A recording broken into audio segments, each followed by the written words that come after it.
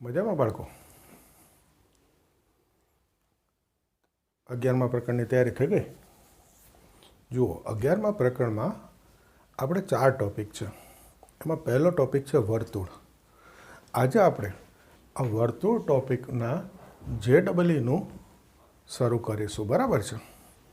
તો આપણી જે ટેક્સ્ટ બુક છે એમાં અમુક માહિતી નથી, અને JEEના દાખલા સોલ્વ કરવા માટે આપણે એની જરૂર છે.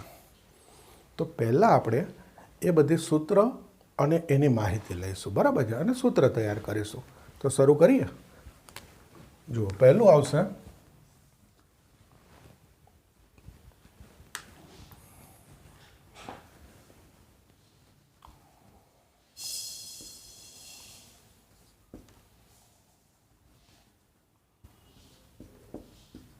બે વર્તુળોનો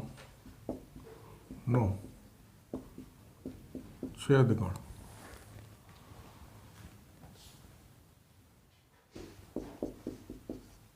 ખાલી ગણ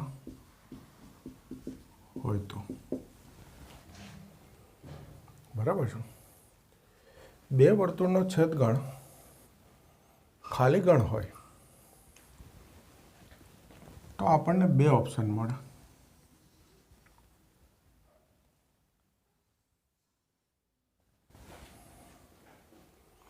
આને કહેવાય બંને વર્તુળના પ્રદેશગણ ભિન્ન છે, એટલે છેદગણ ખાલી ગણ છે. ઓકે, પ્રદેશગણ ભિન્ન, છેદગણ ખાલી ગણ થઈ ગયા. હવે અહીંયા જુઓ, આ વર્તુળનું કેન્દ્ર હું C1 લખું, આ વર્તુળનું કેન્દ્ર હું C2 લખું. આ ત્રિજ્યા R1 થઈ, આ ત્રિજ્યા R2 થઈ. તો તમને સ્પષ્ટ દેખાય છે કે બંનેના કેન્દ્ર વચ્ચેનું અંતર છે એ ત્રિજ્યાના સરવાળા કરતાં મોટું થાય.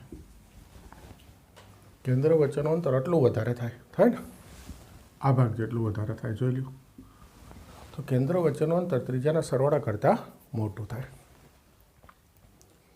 બીજું, આ છેદગણ ખાલી ગણ હોય તેમાં બે ઓપ્શન મળે. એક, આ રીતે બંને પ્રદેશ અલગ હોય, અને બીજું એમ કહેવાય કે એક વર્તુળ જે છે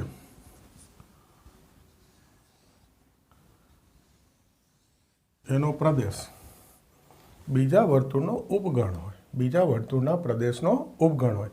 જો આ બને તો એ બંનેના કેન્દ્ર વચ્ચેનું અંતર છે એ ત્રિજ્યાની બાદબાકી કરતાં નાનું થાય. એટલે જો બે વર્તુળનો છેદગણ ખાલી ગણ હોય તો આપણને બે ઓપ્શન મળે. એક, બંને વર્તુળના પ્રદેશ અલગ ગણ છે તો કેન્દ્ર વચ્ચેનું અંતર ત્રિજ્યાના સરવાળાથી મોટું, અને એકનો પ્રદેશ બીજાના પ્રદેશનો ઉપગણ છે. ટૂંકમાં ગુજરાતીમાં એક વર્તુળની અંદર બીજું વર્તુળ છે તો કેન્દ્ર વચ્ચેનું અંતર છે ત્રિજ્યાની બાદબાકી કરતાં નાનું થાય. બાદબાકી હંમેશા માનાંકમાં લખાય, કારણ R1 R2 કઈ ત્રિજ્યા મોટી ને કઈ નાની આપણને ખબર નથી, એટલે બાદબાકી હંમેશા માનાંકમાં લખાય. હવે એના આધારે એક આવશે સ્પર્શકોની સંખ્યા. જોડે જોડે આ બી લઈ લઈશું. જો બે વર્તુળના પ્રદેશગણ અલગ ગણ હોય, એટલે કે આ આકૃતિ હોય, તો એમાં સામાન્ય સ્પર્શક, સ્પર્શક એટલે સામાન્ય સ્પર્શક, લખી દઉં, સામાન્ય શબ્દ લખી દઉં. ચલો, બંનેને દોરી શકાય એવા સ્પર્શક કેટલા જુઓ. આ એક આમ, આ બીજો આમ, આ ત્રીજો આમ થાય, અને ચોથો આમ. તો સામાન્ય સ્પર્શક 4 થાય. જો આ હોય તો બંને વર્તુળના સામાન્ય સ્પર્શક કેટલા થાય? 4. આ બી કામ આવશે. અને જો આ હોય તો સામાન્ય સ્પર્શકની સંખ્યા શું થઈ જાય? 0. જુઓ, એક પણ સામાન્ય સ્પર્શક ના દોરી શકાય એક વર્તુળની અંદર બીજું વર્તુળ હોય ત્યારે. ક્લિયર પહેલું સૂત્ર? બીજો ઓપ્શન,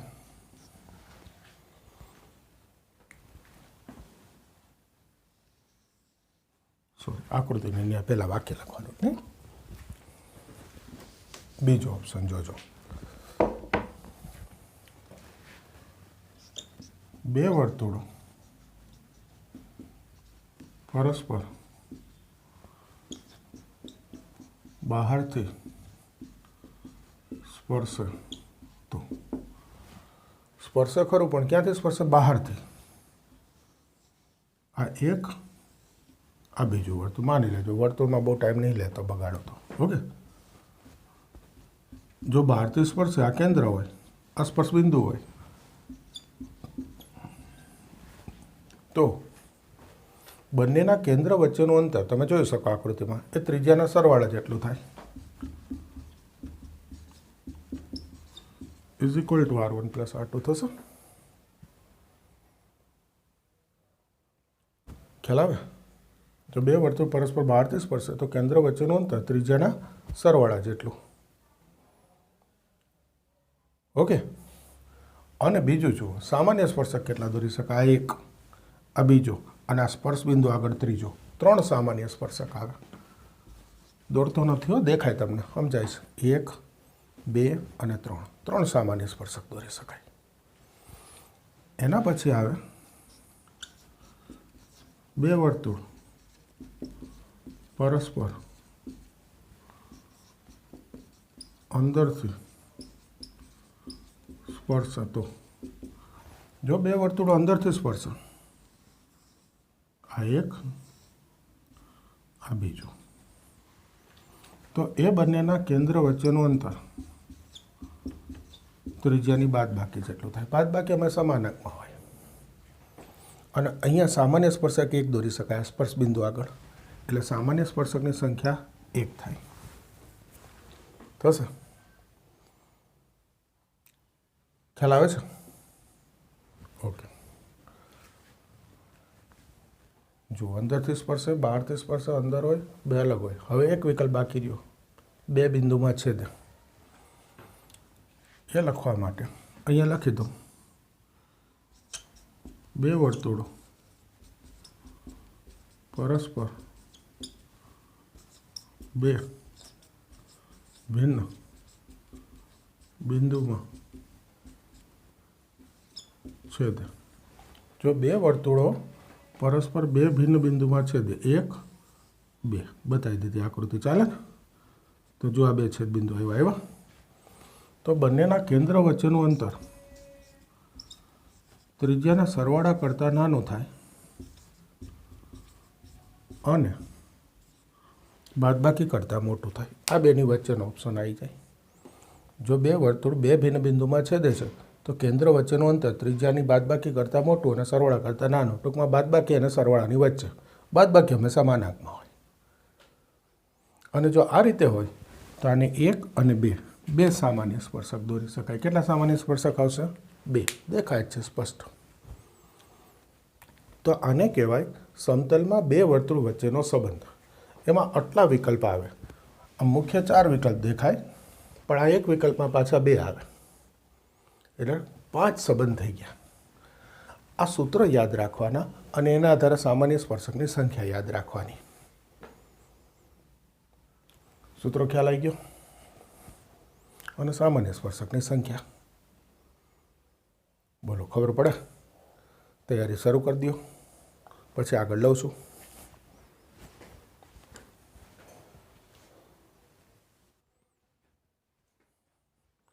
હજુ આગળ બીજું સૂત્ર, વર્તુળ। આ આપણને ખ્યાલ છે વ્યાપક સમીકરણ છે। આ વર્તુળ દ્વારા એક્સ અક્ષ પર કપાતી જીવાની લંબાઈ 2 g square minus c, y અક્ષ પર કપાતી જીવાની લંબાઈ 2 f સ્ક્વેર માઇનસ c। આનો અર્થ શું થયો? તો કે એક સરસ વર્તુળ દોર્યું આપણે।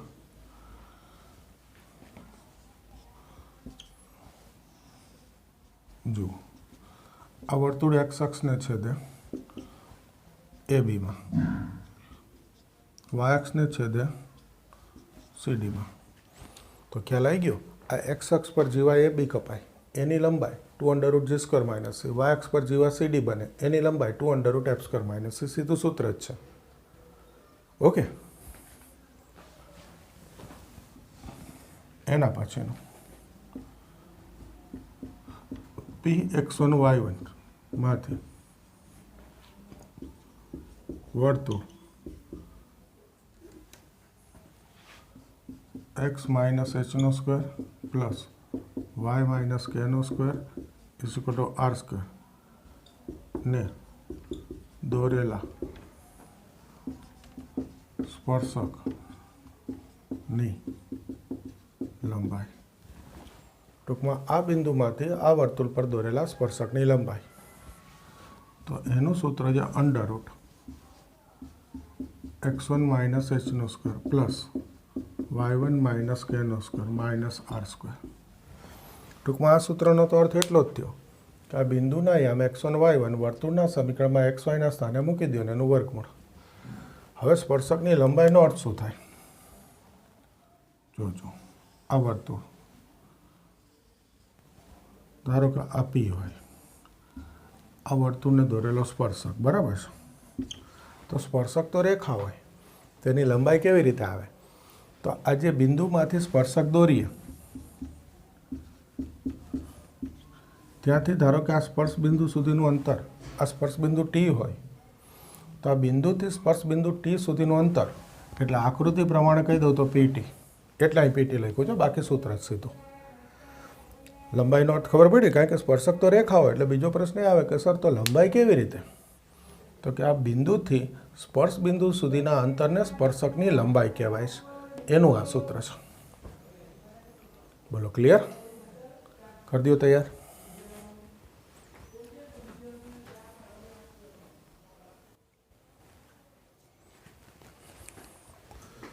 હવે આગળ જોજો સૂત્રમાં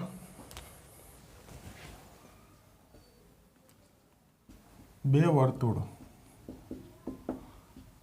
S1 અને S2. વર્તુળનું સમીકરણ એટલે આખું વ્યાપક લખાય x² + y² + 2gx + 2fy + c = 0 અને s થી દર્શાવે સામાન્ય રીતે. તો બે વર્તુળો હોય એટલે મેં સીધું લખી નાખ્યું S1 અને S2.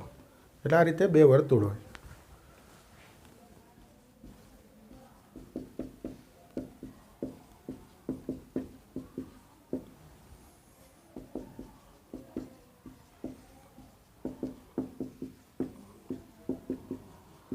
તો આ બે વર્તુળોની સામાન્ય જીવાને સમાવતી રેખાનું સમીકરણ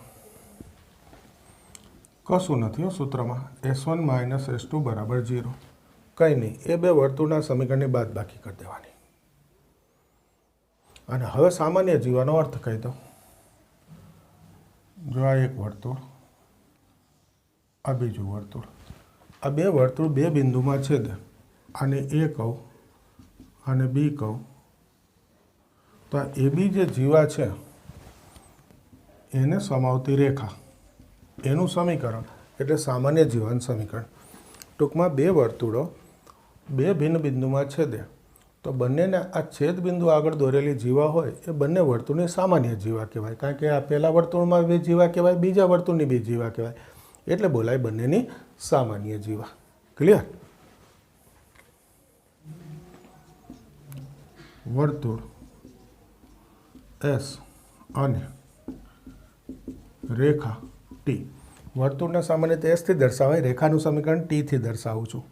ટૂંકમાં એક વર્તુળનું સમીકરણ, એક રેખાનું સમીકરણ હોય. ના છેદબિંદુ માંથી પસાર થતા વર્તુળનું સમીકરણ. વર્તુળનું સમીકરણ S, રેખાનું સમીકરણ T. આ લેમ્બડા અચળાંક, લેમ્બડા એટલે કોઈ પણ વાસ્તવિક સંખ્યા. તો એક વર્તુળ, એક રેખા, એના છેદબિંદુમાંથી પસાર થતા વર્તુળનું સમીકરણ તો કે વર્તુળ વત્તા લેમ્બડા ઇન્ટુ રેખા બરાબર 0. S વત્તા લેમ્બડા T બરાબર 0 નું ગુજરાતી શું થાય? વર્તુળ વત્તા લેમ્બડા ઇન્ટુ રેખા બરાબર 0. એનો અર્થ શું થાય? આ એક વર્તુળ, આ એક રેખા, આ બે બિંદુ છે તે. તો આ બે છેદ બિંદુ એમાંથી પસાર થતા, આ બે છેદ બિંદુમાંથી પસાર થતા વર્તુળનું સમીકરણ એટલે આવું વર્તુળ આવે. તો આ વર્તુળ શોધવું હોય તો આ S વર્તુળ, આ રેખા T અને સૂત્ર થઈ ગયું S વત્તા લેમ્બડા T બરાબર 0. એટલે આ વર્તુળ મળે. આ બેના છેદબિંદુમાંથી પસાર થતું ત્રીજું વર્તુળ મેં બ્લુ પેનથી દોર્યું છે. થોડોક ડિફરન્સ દેખાશે આકૃતિમાં, વિડીયોમાં. ઓકે, એના પછીનું બે વર્તુળો S1 અને S2 ના છેદબિંદુ માંથી પસાર થતા વર્તુળનું સમીકરણ S1 વત્તા લેમડા S2 બરાબર 0. ફરી લેમડા બિલોંગ્સ ટુ આર. આના જેવું જ સૂત્ર છે, વર્તુળ વત્તા લેમડા ઇન્ટુ રેખા, અને બે વર્તુળ હોય તો પહેલું વર્તુળ વત્તા લેમડા ઇન્ટુ બીજું વર્તુળ બરાબર 0. અર્થ બી આવો જ થાય. આ એક, આ બીજું, આ S1, આ S2, આ એનું છેદબિંદુ, એમાંથી પસાર થતું ત્રીજું વર્તુળ શોધવું હોય.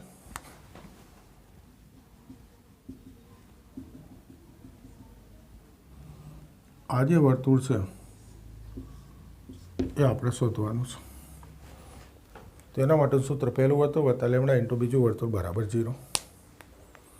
બોલો, ખ્યાલ આવે છે? છે ને આવા સૂત્રો? આ બધા તૈયાર કરી દેવાના, પછી JEEના દાખલા થઈ શકશે. હજુ છે, કરો આ તૈયાર આગળ.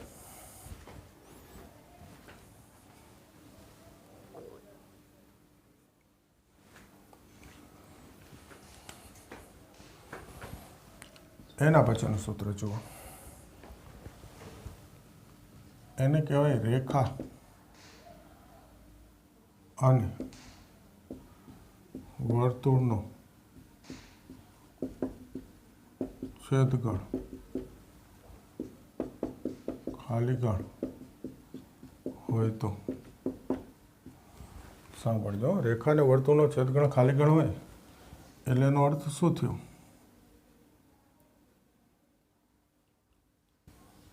આ વર્તુળ, આ રેખા, આ છેદગણ ખાલી ગણ. ટૂંકમાં રેખા વર્તુળને સ્પર્શે નહીં, છેદે નહીં, બહાર હોય એટલે છેદગણ ખાલી ગણ.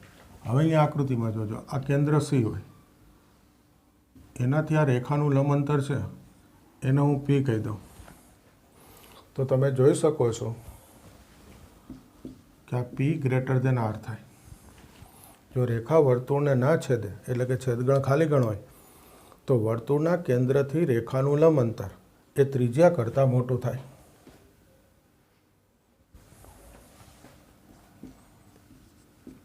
રેખા વર્તુળને સ્પર્શે તો, જો રેખા વર્તુળને સ્પર્શે એટલે કે સ્પર્શક હોય, જોજો આ રેખા વર્તુળનો સ્પર્શક થઈ ગયો, તો આ વર્તુળના કેન્દ્રથી રેખાનું લંબ અંતર એ ત્રિજ્યા જેટલું થાય.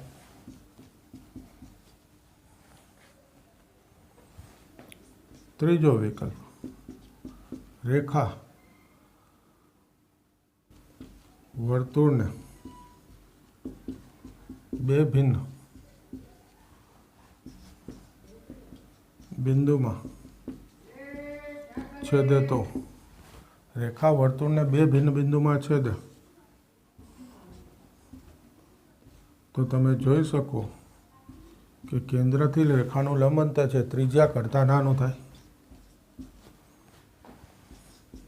આ બધામાં P એટલે કેન્દ્રથી રેખાનું લંબ અંતર, R એટલે વર્તુળની ત્રિજ્યા. હવે પ્રશ્ન આવે કે કેન્દ્રથી રેખાનું લંબ અંતર કઈ રીતે શોધવું? તો આપણે 10મા પ્રકરણમાં શીખી ગયા, બિંદુ x1 y1 થી રેખાનું લંબ અંતર માનાંકમાં x1 + by1 + c / √a² + b² એનાથી મળે. પછી જો એ લંબ અંતર P છે ત્રિજ્યાથી મોટું આવે તો રેખાનું વર્તુળનો છેદગણ ખાલી ગણ. ત્રિજ્યા જેટલું આવે તો રેખા વર્તુળને સ્પર્શે. ત્રિજ્યાથી નાનું આવે લંબ અંતર તો રેખા વર્તુળને બે બિંદુમાં છેદે. ઉલટો બી ઉપયોગ થાય કે રેખાનું વર્તુળનો છેદગણ ખાલી ગણ છે તો લંબ અંતર છે ત્રિજ્યા કરતાં મોટું. આ સૂત્ર થઈ ગયું. જો રેખા વર્તુળને સ્પર્શે તો લંબ અંતર બરાબર ત્રિજ્યા. જો રેખા વર્તુળને બે બિંદુમાં છેદે તો લંબ અંતર છે ત્રિજ્યાથી નાનું.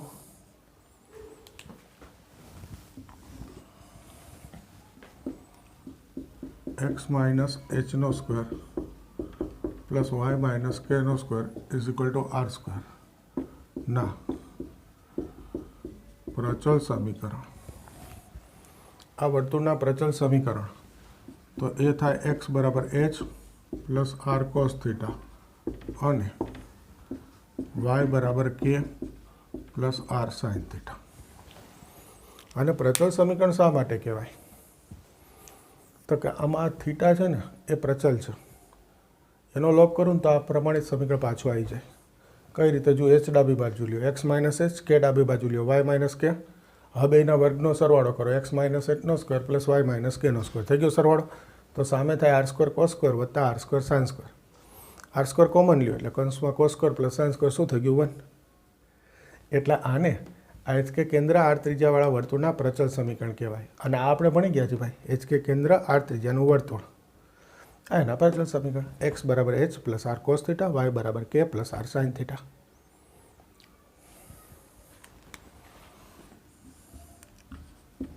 રેખા વાય બરાબર એમ એક્સ પ્લસ સી વર્તુળ x square plus y square બરાબર આર સ્ક્વેર ને સ્પર્શે તે માટેની શરત.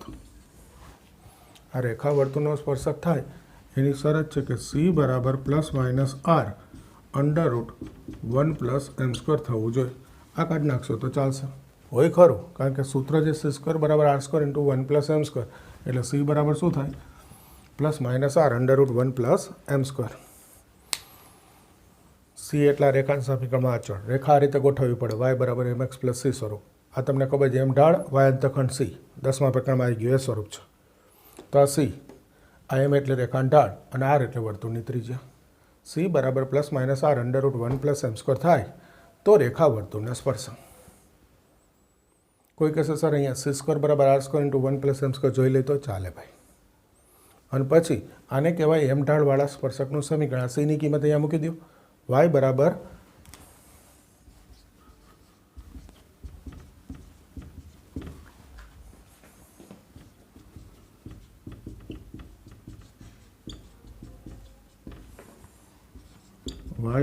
એમ x plus minus r under root 1 plus m square. થઈ ગયું એમ ઢાળવાળા સ્પર્શકનું સમીકરણ. ટૂંકમાં આ તો પછી સી અહીંયા મૂકી દેવાનો છે. બોલો ખ્યાલ આવે? જો ટેક્સ્ટબુકમાં જે છે એ સૂત્રોની તો જરૂર પડે જ, એ અર્થની તો જરૂર પડે જ, એ તો બેઝ કહેવાય. એના ઉપરાંતના આટલા સૂત્રોની જરૂરિયાત છે. વર્તુળ વિશે આ બધી જ માહિતી હોય પછી આપણે એના દાખલા ગણી શકીએ. સીધા દાખલા ના ગણાય. ઓકે, એટલે પહેલાં આ તૈયાર કરી દેજો અને પછી દાખલા જોવાનું શરૂ કરજો. ક્લિયર બધા? પહેલાં આ કમ્પ્લીટ સૂત્ર તૈયાર કરી દેવાના, એનો અર્થ સમજાવ્યો મેં, સમજી લેવાનો અને પછી દાખલા ગણવાનું શરૂ કરવાનું, તો દાખલા સહેલા થઈ જાય. બરાબર છે? પહેલાં આટલું કરી દો.